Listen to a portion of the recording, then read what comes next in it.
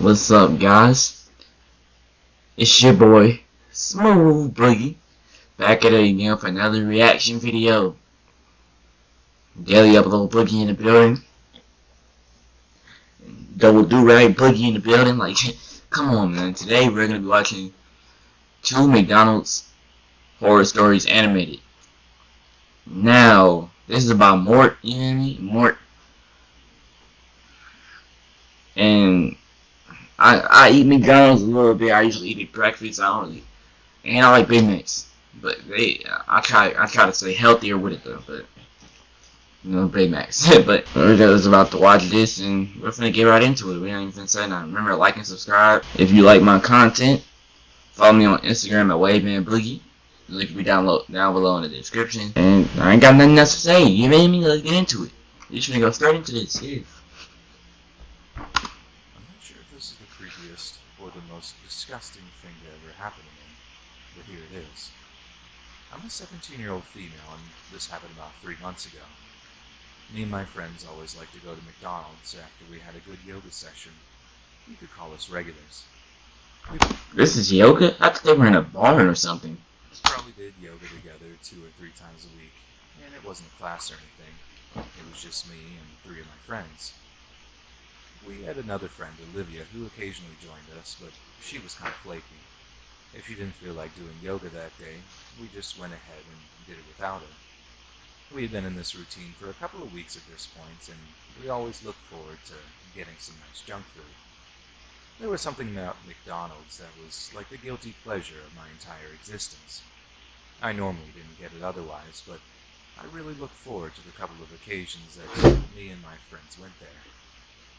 Guys, I'm never this satisfied eating a Big Mac, bro. I'm never biting my lip and closing. Nah. There's something else going on there.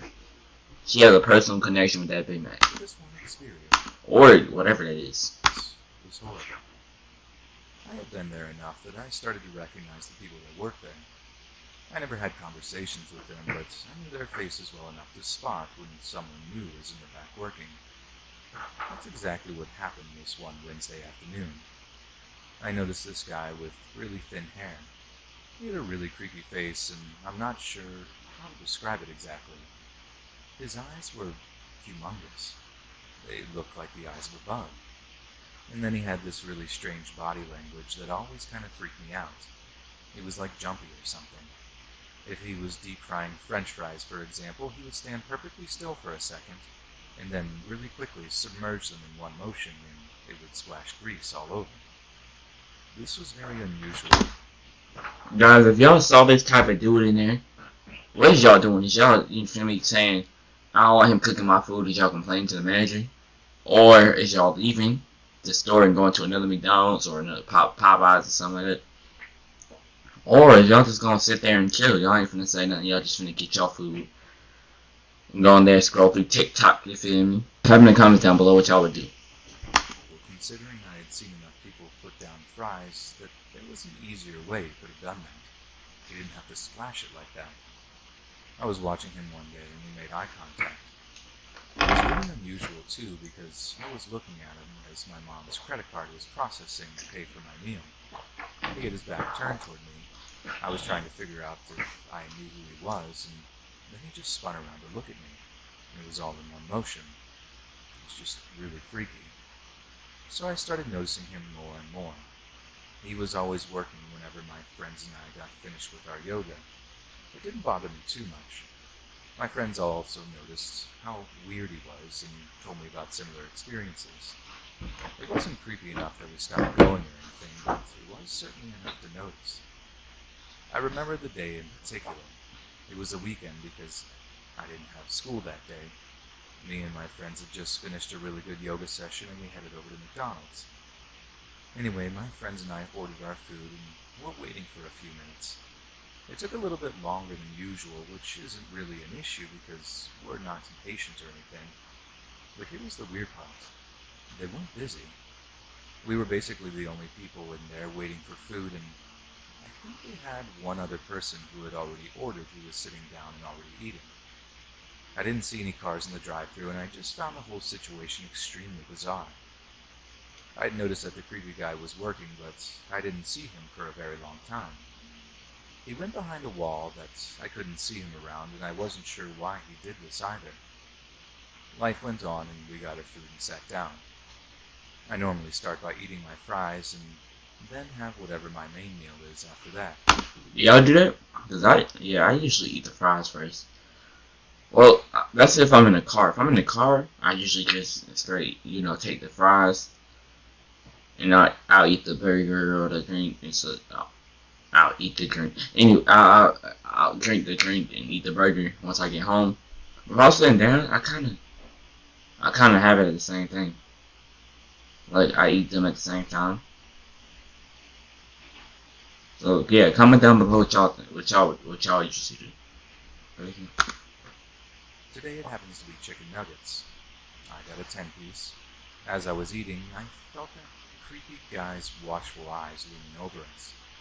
I felt really freaked out, and I convinced my friends to take our meal into the car to leave. As we left, I looked back to see him frowning at me. I didn't stop walking. Well, we got out there, and for a few minutes I felt like I was being paranoid and I overreacted. My friends thought so too, until I looked at my chicken nuggets. I looked inside of the box they were in, and they seemed to be covered in some kind of weird substance. Pause! I couldn't quite What is think. that? My immediate reaction was that they had put mayonnaise on it or something. Thankfully, I was smart enough to ask my friends before I took a bite. My one friend screamed, "That freak jizzed on your nuggets."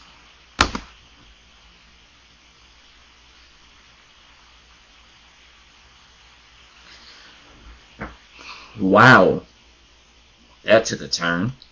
The more I analyzed this strange Did that with mayonnaise? Who put mayonnaise on nuggets, bro? substance on my chicken nuggets, the more convinced I became that it really was, in fact, that. That certainly explains why it had taken so long for us to get our food. I didn't quite understand how he was able to pull it off, though. He was one of at least 5 other workers there. It's not like they would have just allowed him to do this, right? Whatever the case may have been, I didn't feel comfortable eating those chicken nuggets, and I threw them out without hesitation. No dip. My friends and I were all really freaked out that this had happened to us. My friends threw out the rest of their food just to be on the safe side. That's smart. We weren't really sure if we should have reported this incident to the police or something. We really didn't know what to do. What? What do you mean you're not sure? Y'all kind of suspect too, bro. I don't know. It's kind of sus. How you not sure? I would have definitely reported it to police. Or he would have caught these hands, bro. We just kind of laughed it off as being one of those crazy life experiences, and that was it. Crazy life.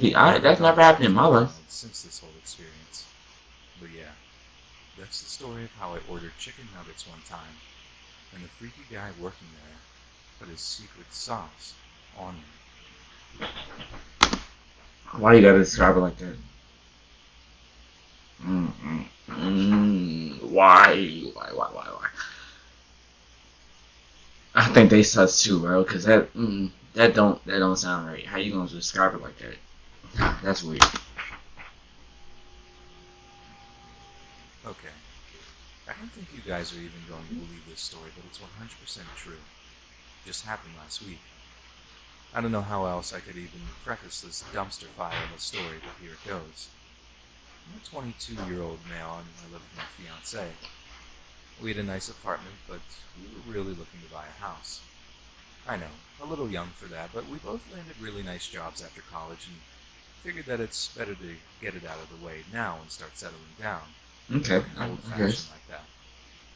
My fiance's grandmother owns a home and no one lives in it. She had it for about a year since a family relative passed away. No one wanted anything to do with it since there was a lot of work that needed to be done, like painting the walls and redoing the floors and just various tasks like that. It wasn't completely horrible inside, but there was enough work that it literally sat there for a good little while.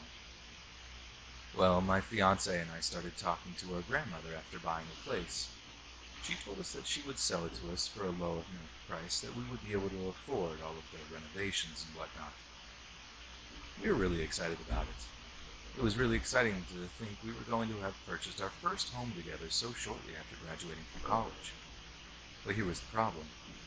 She had a lot of people in her family who started feeling left out. It was my Sorry, I'm back. from the two sons. Their father had died shortly after the second son was born, and the mother had a hard time coping with everything. She was a regular drinker and arguably an alcoholic. My fiancé told me that they were extremely negative people, and after meeting them a few times at family functions, I was surprised at how right she was. They lived in government housing. She collected disability fraudulently, and her two sons didn't work, despite one being 24 and the other being 19. Wow. There were whispers of drug abuse in there too. Suffice to know that these were not the kind of people you wanted to associate with.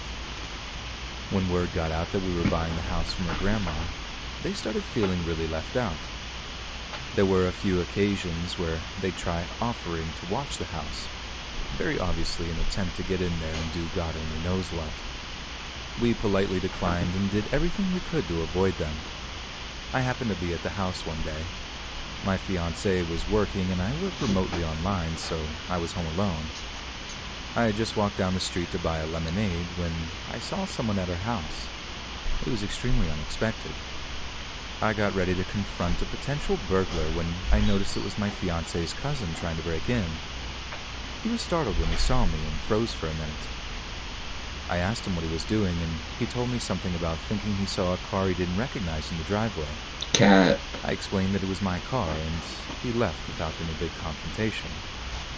As he walked away, though, I heard him start cursing under his breath. This was the point when I started feeling like we had something to worry about. Not feeling unsafe inside your own home is the worst feeling ever, especially being two young, recent college graduates. We both worked really hard to make this happen, and the idea that it made us feel unsafe there really bothered us. I still didn't even understand what they wanted out of the whole ordeal. They didn't have enough money to afford the property tax alone. Forget about utilities and anything else. About 2 weeks went by without any kind of confrontation. I had falsely convinced myself that they'd finally leave us alone. I was dead wrong. We went to McDonald's one day, exactly 1 week ago today, the day I'm writing this.